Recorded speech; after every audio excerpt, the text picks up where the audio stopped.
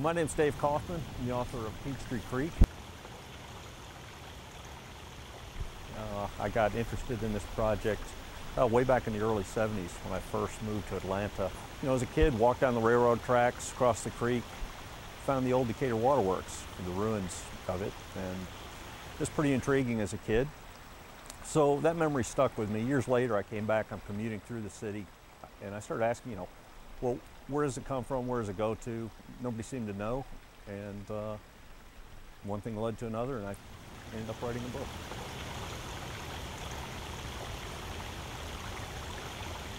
It's been extremely well received.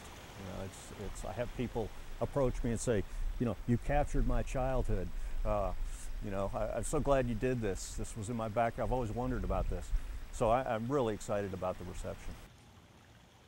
At the time when I started getting interested again back in the early 90s, I picked up whitewater canoeing, and I thought, well, what about this river right in my backyard? The canoe was really the only way to see it. To see the length and breadth of it, you needed to be in the water, and canoe worked well for that. I wouldn't put it in the category of being navigable. I did it, and I don't know that I'd recommend it as a recreational trip.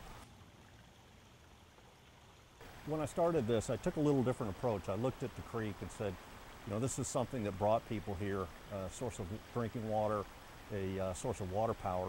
And when I found it had been relegated to a sewer and a dumping ground. So I tried to put the pieces together. How did we go from one to another?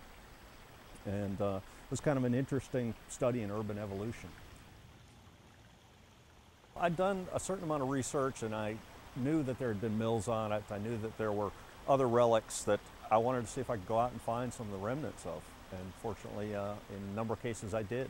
It might have just been a stack of stones. It may have been pieces of old timbers, and it was just exciting to find those things again. I guess my interest in terms of the pictures were, one was documentary, so I wanted to capture everything I saw, and two was as a photographer, I was looking for that image that inspired me, and in a number of places I found it. It seemed like it was Atlanta's forgotten river.